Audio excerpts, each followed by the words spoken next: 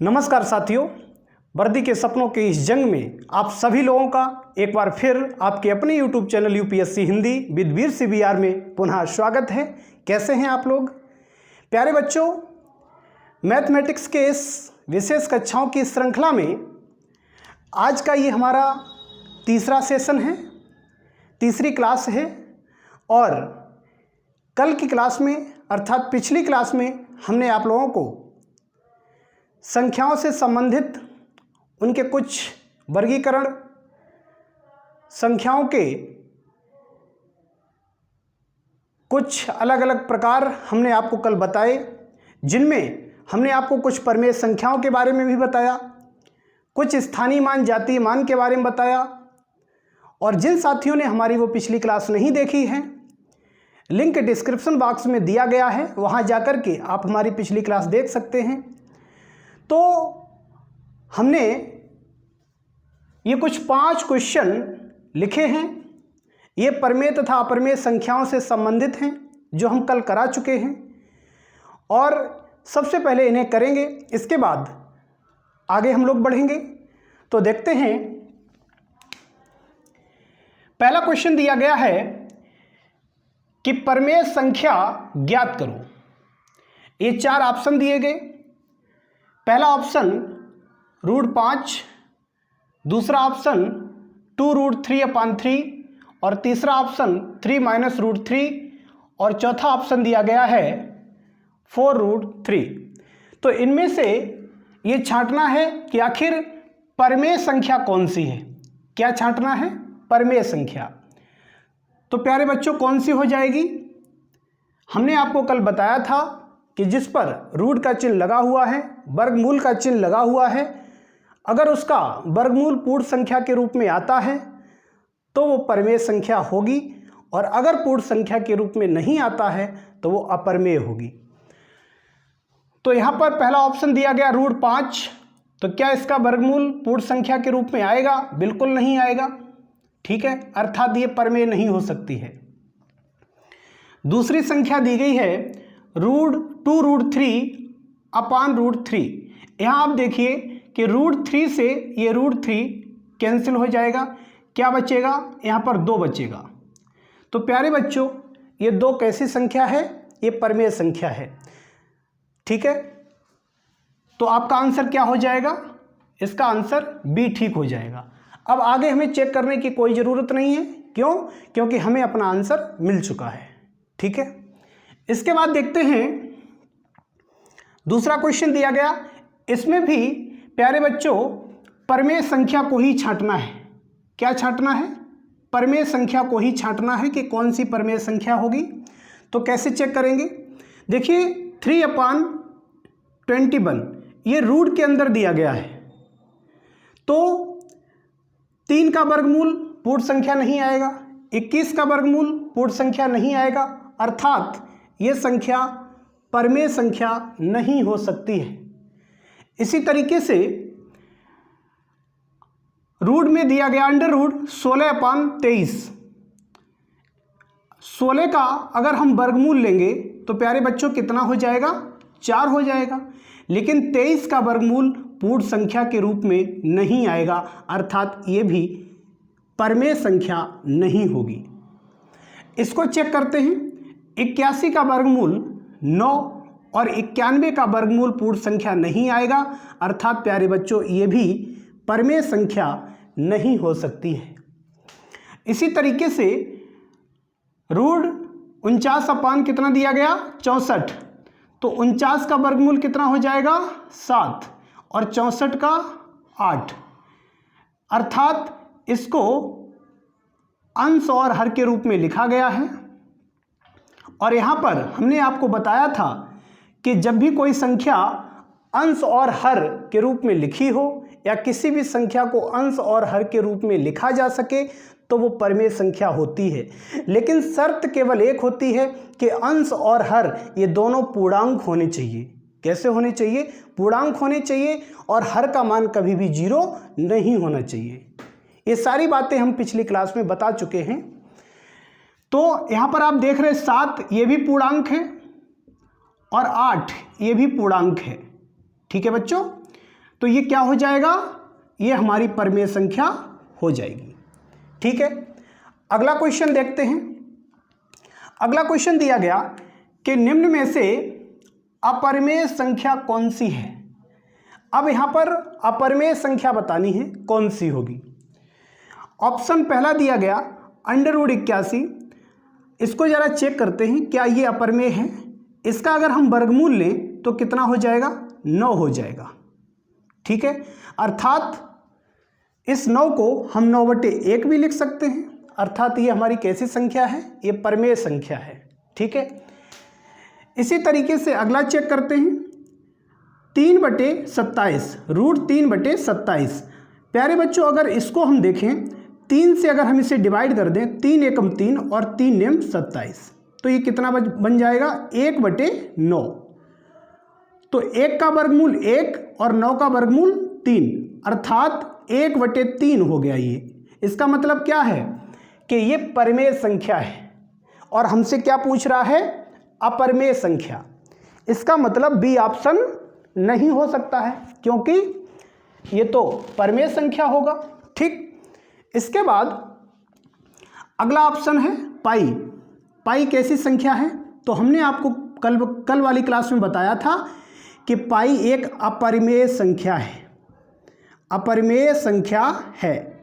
ठीक है, क्योंकि जो इसका मान होता है 3.14159 और ये इसी तरीके से अशांत अनावर्ती दशमलव के रूप में आता चला जाता है और इसे P/Q के रूप में अर्थात अंश और हर के रूप में नहीं लिखा जा सकता है, और इसलिए पाई कैसी संख्या है, अपरिमेय संख्या है। ठीक है, तो आपका आंसर क्या हो जाएगा, सी ऑप्शन बिल्कुल करेक्ट हो जाएगा।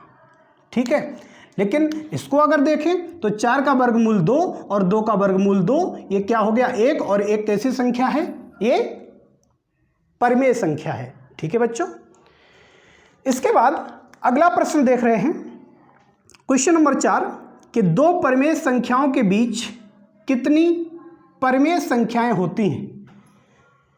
मतलब 2 परिमेय संख्याएं दी जाएं, उनके बीच में कितनी परिमेय संख्याएं हो सकती हैं, ये पूछा गया है।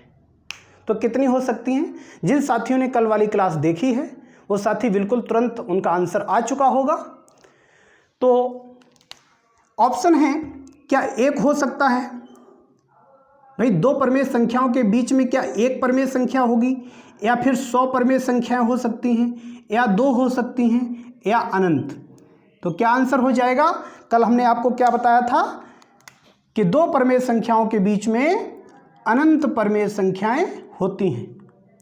ठीक है बच्चों, इसके बाद क्वेश्चन नंबर 5, परिमेय संख्याओं का दशमलव प्रसार होता है। ये बहुत ही अच्छा प्रश्न है और इसके बारे में हमने कल काफ़ी डिस्कशन किया था कि जो परिमेय संख्याएं होती हैं उनका दशमलव प्रसार किस तरीके से होता है। तो प्यारे बच्चों, जो बच्चे नए हैं वो भी समझ लें बहुत अच्छे से, क्योंकि कल हम समझा चुके हैं। देखिए, जो परिमेय संख्याएं होती हैं उनको जब भी दशमलव के रूप में बदला जाता है तो 2 कंडीशन होती हैं, या तो उनका दशमलव रूप शांत दशमलव होता है या फिर अशांत हो सकता है और आवर्ती होता है। देखिए, शांत हो सकता है, दूसरा अशांत या आवर्ती हो सकता है। जैसे हमने आपको बताया था कि 1/2 लिख लिया, इसको जब भी हम दशमलव के रूप में कन्वर्ट करेंगे तो 0.5 आ जाएगा, इसके आगे कोई संख्या नहीं आएगी। ठीक है, अर्थात ये शांत दशमलव हो गया। कैसा हो गया बच्चों, शांत। इसका मतलब परिमेय संख्या का दशमलव प्रसार शांत होता है। और दूसरा अगर हम ले तो 1/3, तो इसका हो जाएगा 0.333 और इसी तरीके से ये आगे बढ़ता चला जाएगा।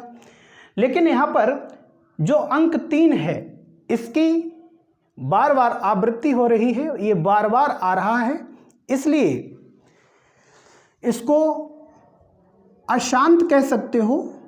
अशांत दशमलव है लेकिन कैसा है, आवर्ती है। कैसा है, आवर्ती। ठीक है बच्चों, अर्थात हमारा आंसर क्या हो जाएगा, क्वेश्चन क्या पूछा गया कि परिमेय संख्याओं का दशमलव प्रसार होता है, तो क्या बच्चों शांत होता है। बिल्कुल शांत होता है, लेकिन हम ये नहीं कह सकते कि शांत ही होता है। शांत तो होता है लेकिन अशांत भी होता है। तो केवल आंसर आपका ए नहीं हो सकता है, ए नहीं हो सकता है। ठीक, अशांत होता है, बिल्कुल अशांत होता है, लेकिन केवल ये नहीं कहा जा सकता कि केवल अशांत होता है, शांत भी होता है। तो अर्थात ये भी हमारा आंसर नहीं हो सकता है। और दूसरा है तीसरा, शांत या अशांत आवर्ती, बिल्कुल सही है। आप अभी ये समझ चुके हैं कि शांत भी होता है, अशांत आवर्ती भी होता है। तो आंसर क्या हो जाएगा? सी ऑप्शन आपका सही हो जाएगा। ठीक है बच्चों, और जिन बच्चों ने अभी तक हमारे चैनल को सब्सक्राइब नहीं किया है तो उनसे निवेदन है कि सब्सक्राइब जरूर कर लें और बेल आइकन को भी प्रेस कर लो, ताकि हमारी आगे जो भी नई वीडियो आएंगी उनका नोटिफिकेशन सबसे पहले आपको मिलेगा और आप हमारी उस वीडियो को सबसे पहले देख पाओगे। तो प्यारे बच्चों, ये सारी चीज़ें समझ में आ गई होंगी। इसके बाद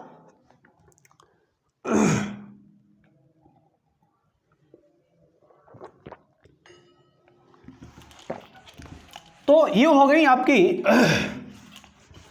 प्रमेय और अपरमेय संख्याओं से संबंधित ये कुछ प्रश्न हो गए। तो कल हमने आपको क्या बताया था? अपरिमेय संख्याओं के, सॉरी यहाँ लिख लीजिए, परिमेय संख्याओं के बारे में बताया, अपरिमेय संख्याओं के बारे में बताया। ठीक, परिमेय संख्याओं में जैसे कोई भी माइनस यानी कोई भी ऋणात्मक कोई भी संख्या है वो परिमेय होगी। ठीक है बच्चों, जीरो परिमेय होगी, कोई भी धनात्मक संख्या परिमेय होगी, कोई भी भिन्नात्मक संख्या भी परिमेय होगी। ठीक, लेकिन अगर कोई भी संख्या वर्गमूल के अंदर है, रूट के अंदर है और उसका पूर्ण रूप से वर्गमूल नहीं आता है, अपरिमेय होगी। ठीक है, इसी तरीके से पाई अपरिमेय है। तो कहने का तात्पर्य है प्यारे बच्चों, अगर हम इन सभी परिमेय और अपरिमेय संख्याओं को जोड़ दें तो प्यारे बच्चों ये वास्तविक संख्याएं बन जाती हैं। वास्तविक संख्याएं क्या बन जाती हैं? वास्तविक संख्याएं बन जाती हैं। ठीक है, मतलब सभी परिमेय संख्याएं और सभी अपरिमेय संख्याएं कैसी संख्याएं होती हैं? वास्तविक संख्याएं, रियल नंबर होती हैं। ये बात समझ में आ गई। लेकिन प्यारे बच्चों जो वास्तविक संख्याएं हैं उन संख्याओं का, उन सभी संख्याओं का प्रयोग गणना के रूप में नहीं कर सकते हो। वास्तविक संख्याओं में से कुछ संख्याओं का प्रयोग तो गणना के रूप में किया जा सकता है, जैसे 3 का या अन्य जो संख्याएं हैं उनका प्रयोग गणना के रूप में कर सकते हैं, लेकिन सभी वास्तविक संख्याओं का प्रयोग गणना के रूप में नहीं किया जा सकता है। लेकिन जिन संख्याओं का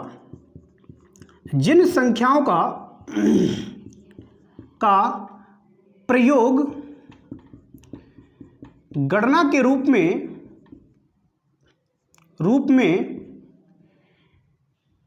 किया जाता है किन संख्याओं का? जैसे 1, 2, 3, 4, 5, 6। तो इन संख्याओं का प्रयोग गणना के रूप में किया जाता है। तो ये संख्याएं प्यारे बच्चों क्या बोली जाती हैं? इन संख्याओं को बच्चों प्राकृतिक संख्याएं कहते हैं। क्या कहते हैं? इन्हें प्राकृतिक संख्याएं कहते हैं। ठीक है, और सबसे छोटी जो प्राकृतिक संख्या है वो कौन सी है? 1। ये बच्चों सबसे छोटी प्राकृतिक संख्या है। इतनी बात समझ में आ गई। लेकिन अगर हम इन प्राकृतिक संख्याओं में जो प्राकृतिक संख्याएं इनमें बच्चों अगर हम जीरो को जोड़ दें, किसको जोड़ दें? जीरो को जोड़ दें, तो बच्चों ये पूर्ण संख्याएं बन जाती हैं। क्या बन जाती हैं? पूर्ण संख्याएं, जिन्हें होल नंबर कह सकते हैं, होल नंबर्स। ठीक है, क्या कहा जा सकता है? होल नंबर्स, अर्थात इनको हम W से प्रदर्शित कर सकते हैं। किससे? W से। तो लिख सकते हो कि W इक्वल टू क्या हो जाएगा? हमने आपको बताया कि 0 शामिल कर दो प्राकृतिक संख्याओं में, और प्राकृतिक संख्याएं क्या हैं? 1, 2, 3, 4, ये सभी क्या हैं? ये सभी बच्चों प्राकृतिक संख्याएं हैं, और प्राकृतिक संख्याओं के समुच्चय के अंतर्गत हमने 0 को भी शामिल कर दिया। तो ये सारी संख्याएं क्या बन गई? होल नंबर बन गई, मतलब पूर्ण संख्याएं बन गई। ठीक है, तो अगर हम आपसे ये कहें कि क्या सभी वास्तविक संख्याएं पूर्ण संख्याएं होती हैं, तो आप क्या बताओगे बच्चों? सभी प्राकृतिक संख्याएं क्या पूर्ण संख्याएं होती हैं? तो इसका उत्तर क्या होगा? बिल्कुल हाँ, होती हैं। क्यों? आपने देखा कि यहां से लेकर के यहां तक ये सारी संख्याएं क्या हैं? प्राकृतिक संख्याएं हैं। तो ये सभी संख्याएं जो प्राकृतिक संख्याएं हैं वो पूर्ण संख्याओं के अंतर्गत आती हैं, अर्थात सभी प्राकृतिक संख्याएं पूर्ण संख्याएं होती हैं। लेकिन सभी पूर्ण संख्याएं प्राकृतिक संख्याएं नहीं होती हैं। क्यों? क्योंकि सभी पूर्ण संख्याओं के अंतर्गत 0 भी आ गया, जो प्राकृतिक संख्या नहीं है। 0 प्राकृतिक संख्या नहीं है, अर्थात सभी पूर्ण संख्याएं प्राकृतिक संख्याएं नहीं हो सकती हैं। इतनी बात समझ में आ गई?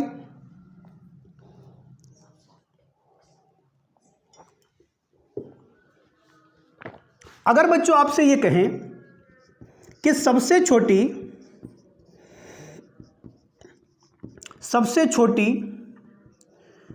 पूर्ण संख्या कौन सी है, तो क्या बताओगे? तो कौन सी है सबसे छोटी? तो सबसे छोटी पूर्ण संख्या 0 हो जाएगी। ठीक है, और अगर आपसे यह पूछा जाए कि 0 प्राकृतिक संख्या है या पूर्ण संख्या, तो क्या बताओगे? इसमें काफी बच्चे कंफ्यूज हो जाते हैं। जिन बच्चों को इन संख्याओं में अंतर नहीं पता है, कंफ्यूजन उनके अंदर पैदा हो जाता है। तो अगर आपसे पूछा जाए कि 0 यानी 0 प्राकृतिक संख्या है या पूर्ण संख्या, तो प्यारे बच्चों आप तुरंत बता देंगे, आपका आंसर आ गया होगा। क्या है? 0 एक पूर्ण संख्या है। कैसी संख्या है? एक पूर्ण संख्या है। ठीक है बच्चों, ये चीज समझ में आ गई। इसके बाद साफ कर दो इसको।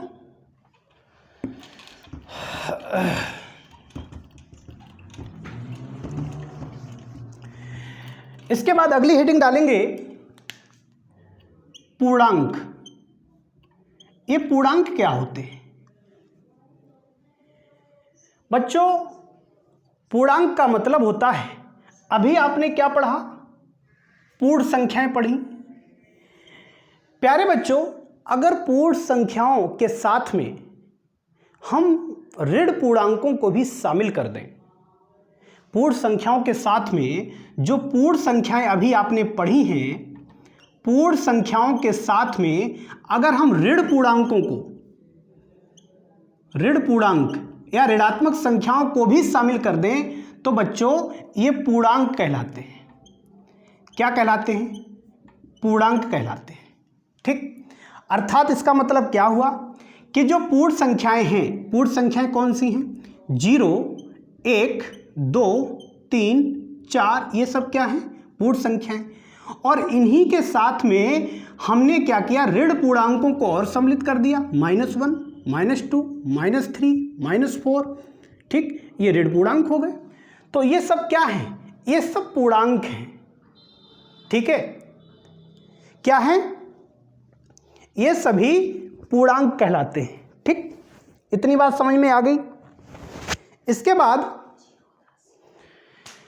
बच्चों ये जो है, ये कैसे पूर्णांक हैं? ऋणात्मक हैं, ऋणात्मक पूर्णांक हैं। और ये कैसे हैं? ये धनात्मक है, धनात्मक पूर्णांक। लेकिन 0 कैसा पूर्णांक है? जीरो प्यारे बच्चों उदासीन है, उदासीन।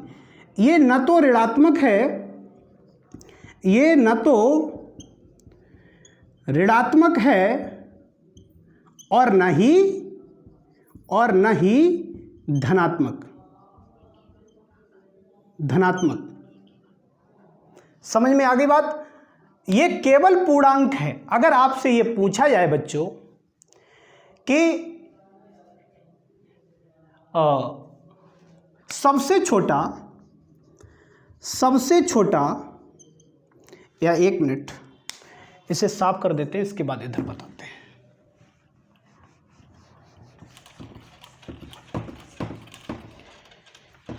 अगर आपसे ये पूछा जाए, देखिए ये ऋणात्मक पूर्णांक हैं, अगर आपसे ये पूछ लें कि ऋणात्मक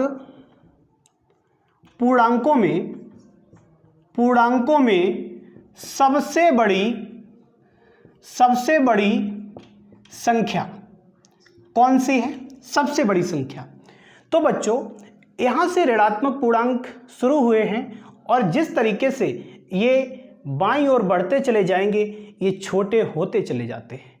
इसका मतलब है कि जो सबसे बड़ा पूर्णांक होगा, ऋणात्मक पूर्णांकों में जो सबसे बड़ा पूर्णांक होगा, वो प्यारे बच्चों कौन सा होगा? -1। कौन सा होगा? -1। क्योंकि यहाँ से शुरू होते हैं और जिस तरीके से ये अपनी बाईं ओर बढ़ते चले जाते हैं, इधर पूर्णांक छोटे होते चले जाते हैं। ठीक है, तो सबसे बड़ा पूर्णांक कौन सा होगा? -1। कौन सा होगा? -1। ठीक है, अगर आपसे पूछें कि ऋणात्मक पूर्णांकों में सबसे छोटा पूर्णांक कौन सा होगा बच्चों? ये वाला कौन सा होगा? इनफाइनाइट। मतलब इसका मान ज्ञात नहीं किया जा सकता, इसका मान ज्ञात नहीं किया जा सकता, इसका मान ज्ञात नहीं किया जा सकता है। ठीक है बच्चों, अगर यहीं पर आपसे पूछ लिया जाए कि जो धनात्मक पूर्णांक हैं, धनात्मक पूर्णांकों में धनात्मक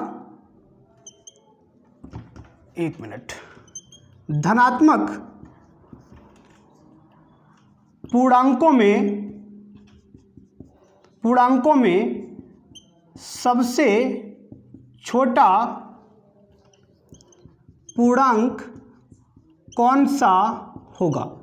तो बच्चों देखिए, यहां से धनात्मक पूर्णांक शुरू होते हैं और जिस तरीके से ये अपनी दाहिनी तरफ बढ़ते जाएंगे, ये बड़े होते चले जाएंगे।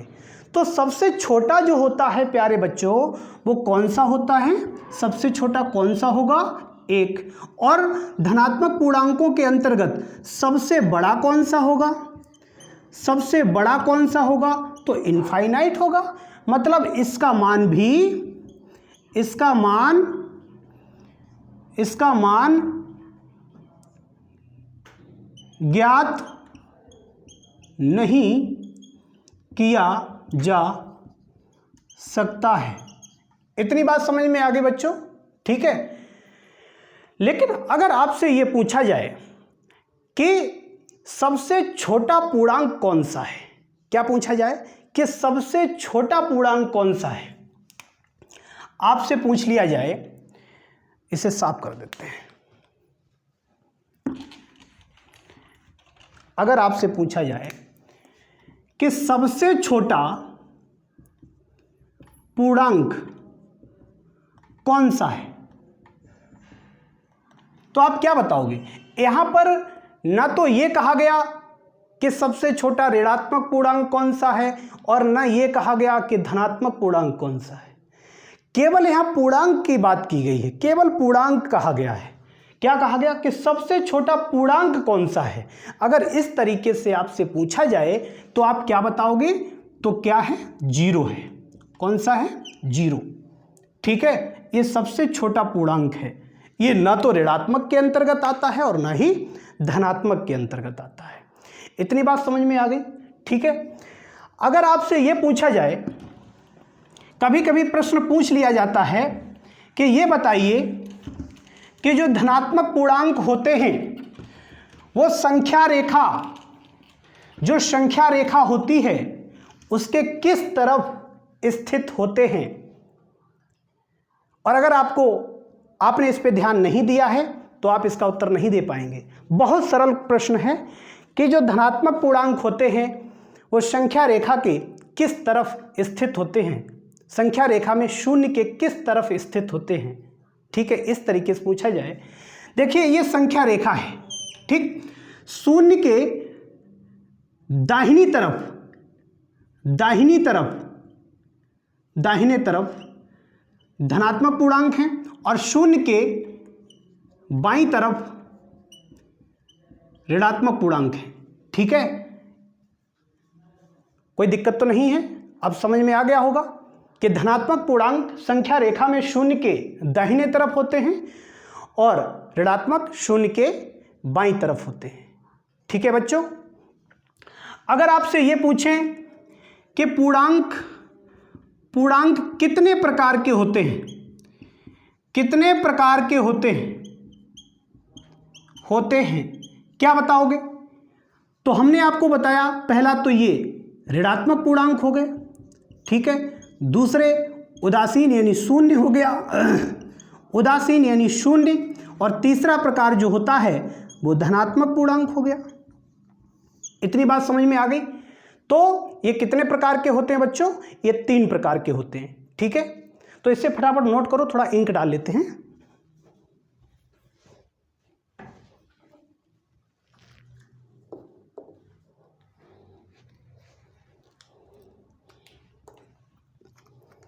इसे फटाफट नोट कर लो।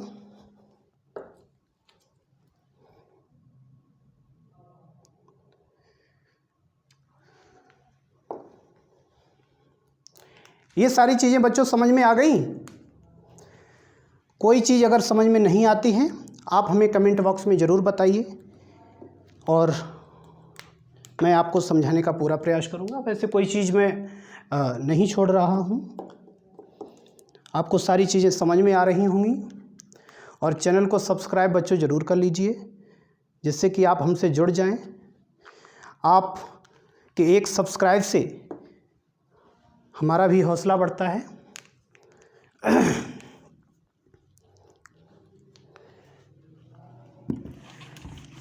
इसके बाद अगली हेडिंग डालेंगे सम संख्या या सम संख्याएं। क्या हेडिंग डालेंगे?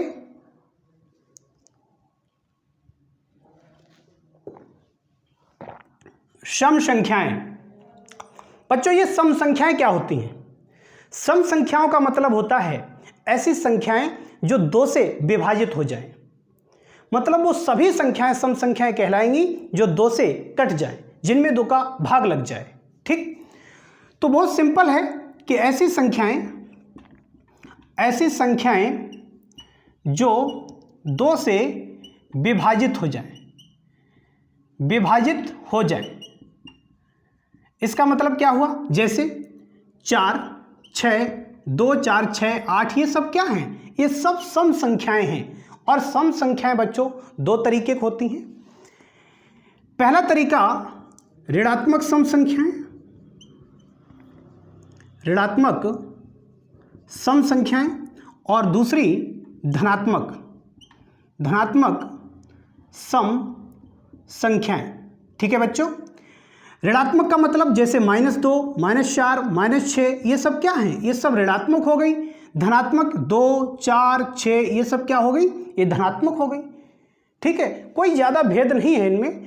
दूसरी चीज़ जो विषम संख्याएं होती हैं, विषम संख्याएं क्या है? विषम संख्याओं का मतलब है, हमने इसमें बताया कि 2 से भाग लग जाने वाली सभी संख्याएं सम होती हैं।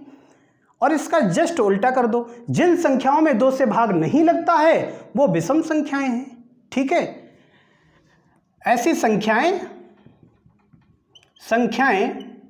जिनमें 2 से भाग ना लगे तो वो क्या हैं? वो सारी संख्याएं विषम होती हैं। जैसे 1, 3, 5, ये सब क्या हैं? ये सब विषम संख्याएं हैं। और ये भी इसी तरीके से दो तरीके की होती हैं, एक ऋणात्मक संख्या और एक धनात्मक संख्या। ठीक है, ऋणात्मक का मतलब -1, -3, -5 ये सब क्या हैं? ऋणात्मक हैं। और इसी तरीके से धनात्मक 1, 3, 5 ये सब क्या हैं? ये सभी धनात्मक संख्याएं होती हैं। ठीक है बच्चों, ये बात समझ में आ गई। इसके बाद हेडिंग डालेंगे, ये नोट कर लिया होगा। इसके बाद हेडिंग डालेंगे भाज्य संख्याएं। हेडिंग डाल लो भाज्य संख्याएं। तो देखते हैं कि भाज्य संख्याएं क्या होती हैं।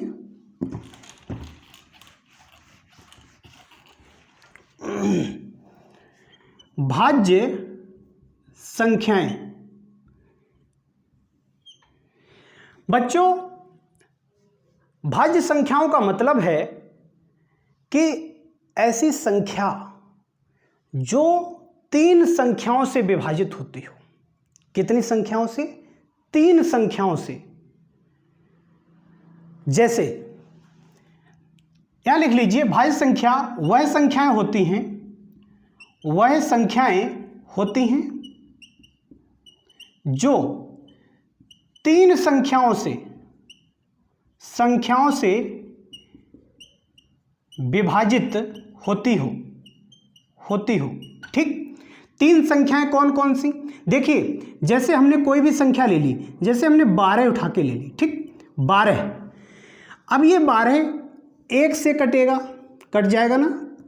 12 स्वयं से कट जाएगा, स्वयं से।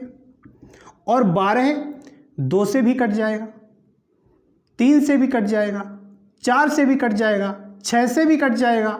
ठीक है, अर्थात तीसरी संख्या हम यहां लिख सकते हैं कि ये 2 संख्याएं हो गई, एक तो 1 से, एक स्वयं से, और तीसरी किसी एक अन्य संख्या से, तीसरी किसी भी एक अन्य संख्या से वो संख्या विभाजित होनी चाहिए। ये बात समझ में आ गई। भाज्य संख्याओं का मतलब क्या हुआ कि वो संख्या 1 से कटे, और वो तो 1 से तो कटेगी ही, स्वयं से कटेगी, लेकिन वो किसी तीसरी संख्या से भी विभाजित होनी चाहिए, तो उसको क्या कहेंगे? भाज्य संख्या। ये बात समझ में आ गई होगी। अगर हम अभाज्य की बात करें, अभाज्य संख्याएं ये क्या होती हैं? यहां हमने 3 की बात की थी, अब यहां 2 की बात करेंगे। कोई भी संख्या अगर 2 संख्याओं से विभाजित होती है, यानी वो संख्या तीसरी संख्या से विभाजित नहीं होती है। ये जो तीसरा वाला पॉइंट है, अगर हम इसको यहां से गायब कर दें तो ये जो शर्त निकल के आएगी वो किसके लिए आएगी? अभाज्य संख्याओं के लिए। मतलब अभाज्य संख्या केवल 1 से कटेगी और स्वयं से कटेगी, किसी भी तीसरी संख्या से नहीं कटेगी। जैसे हमने एग्जाम्पल लिया, यहां लिख लो, 2 संख्याओं से विभाजित होती हो। ठीक, जैसे फॉर एग्जाम्पल, जैसे हमने 3 को उठा लिया, तो 3 ये 1 से कटेगा, 3 स्वयं से कटेगा, स्वयं से, लेकिन ये किसी तीसरी संख्या से विभाजित नहीं होगा, तो ये कैसी संख्या है? ये अभाज्य संख्या है। जैसे हम 2 को उठा लें, 2 1 से कटेगा और स्वयं 2 से कटेगा, तो ये 2 कैसी संख्या है? ये अभाज्य संख्या है। ठीक है, 11 ले लो, तो ये 1 से कटेगा, 11 से कटेगा, तो ये कैसी है? ये अभाज्य संख्या है। अगर आपसे ये पूछा जाए कि सबसे छोटी अभाज्य संख्या कौन सी है, क्या पूछा जाए कि सबसे छोटी अभाज्य संख्या कौन सी है? तो बच्चों, इसमें काफ़ी बच्चों को कन्फ्यूजन रहता है। कुछ बच्चे 1 लगा देते हैं और कुछ बच्चे 2 को लगा देते हैं। ठीक है, तो ये कन्फ्यूजन बिल्कुल अभी दूर हो जाएगी। देखिए, अभाज्य संख्याओं की जो शर्त है वो क्या है कि वो 1 से कटती हो और स्वयं से, ठीक, केवल 2 ही संख्याओं से वो विभाजित होगी, किसी तीसरी संख्या से विभाजित नहीं होगी। ठीक, अब यहाँ पर आप 2 को उठा लो, हमने आपको बताया कि 2 1 से कटेगा और स्वयं से कटेगा, अर्थात ये वाली जो शर्त है वो इसमें लागू हो गई, तो ये संख्या अभाज्य संख्या हो गई। ठीक है, अर्थात यही सबसे छोटी है, सबसे छोटी अभाज्य संख्या है, सबसे छोटी। लेकिन 1 क्यों नहीं होगी? देखो 1 है, इसको हमने 1 से डिवाइड कर दिया, लेकिन अब ये स्वयं से, मतलब 1 हमेशा एक ही संख्या से कट रहा है। किससे? केवल स्वयं से कट रहा है। 1 केवल स्वयं से कट रहा है, और शर्त क्या होनी चाहिए? 2 संख्याओं से, और ये तो केवल स्वयं से ही कट रहा है, तो ये अभाज्य संख्या बच्चों बिल्कुल नहीं हो सकता है। ठीक, तो 1 क्या है? ये अभाज्य नहीं है। इतनी बात समझ में आ गई? ठीक, ये नोट कर लो फटाफट। इसके बाद अगली हेडिंग डालेंगे सह अभाज्य संख्याएं। सह अभाज्य संख्याएं ये क्या होती हैं? बच्चों, सह का मतलब क्या होता है? सह का मतलब होता है परस्पर। अभाज्य का मतलब अभाज्य, ये तो आप पढ़ ही चुके हैं। परस्पर अभाज्य, परस्पर अभाज्य का मतलब, परस्पर का मतलब कहीं पर कोई भी 2 संख्याएं होंगी तभी ये परस्पर शब्द यूज किया गया है। ठीक है, 2 या 2 से अधिक होनी चाहिए। ठीक, तो मिनिमम यहां पर संख्याएं 2 हो सकती हैं।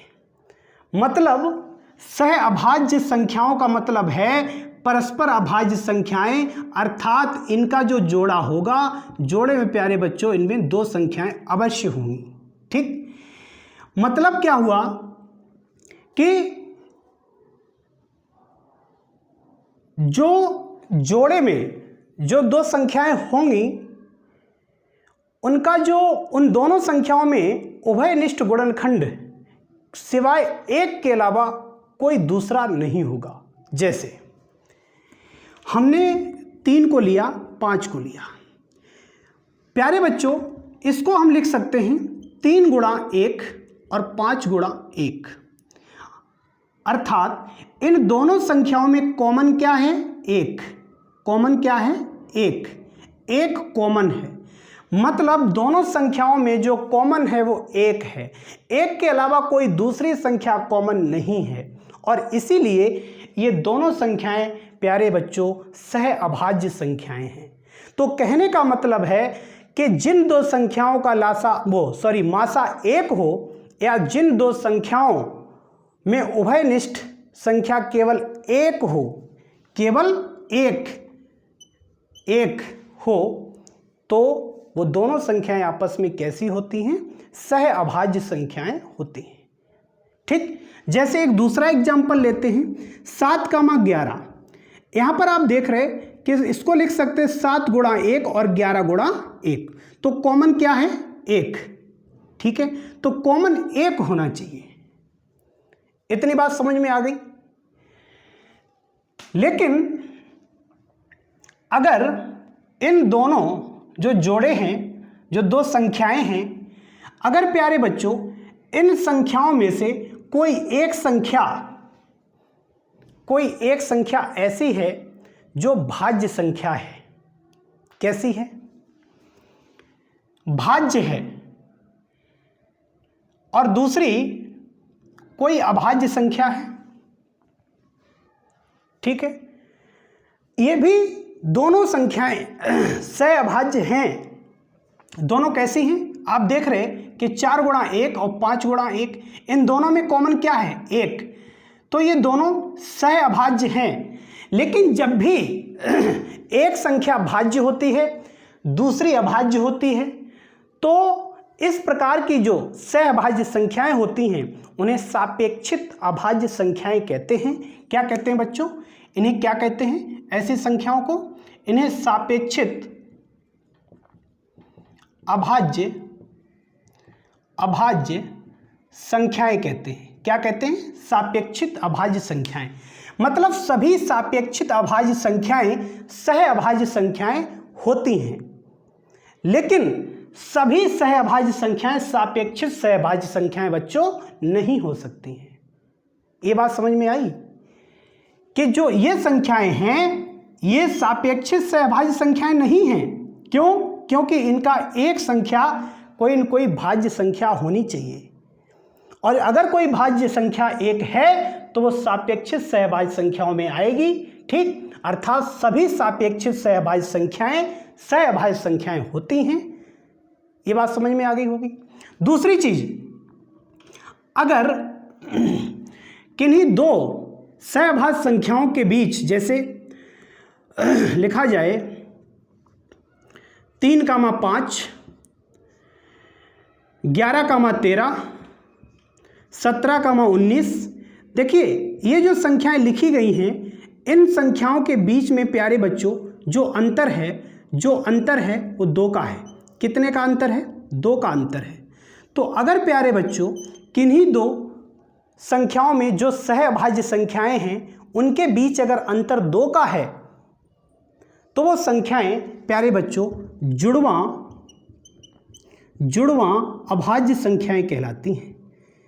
क्या कहलाती हैं? जुड़वां अभाज्य संख्याएं कहलाती हैं, और सभी जुड़वां अभाज्य संख्याएं सह अभाज्य संख्याएं होती हैं।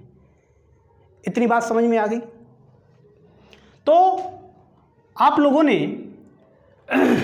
ये विभिन्न प्रकार की संख्याओं के बारे में आज समझा। फिलहाल आज के लिए इतना ही रखेंगे, और क्लास कैसी लगी कमेंट बॉक्स में प्यारे बच्चों ज़रूर बताइए। और अगर अभी तक आपने हमारे चैनल को सब्सक्राइब नहीं किया है तो सब्सक्राइब जरूर कर लो, वीडियो को लाइक ज़रूर करें, और इस वीडियो को अपने दोस्तों में, तैयारी करने वाले बच्चों में, अपने संबंधियों में ज़रूर भेजें, जिससे कि उन्हें भी इस वीडियो का लाभ प्राप्त हो सके। और कल फिर मुलाकात होगी एक नई और बेहतरीन क्लास में। तब तक के लिए नमस्कार।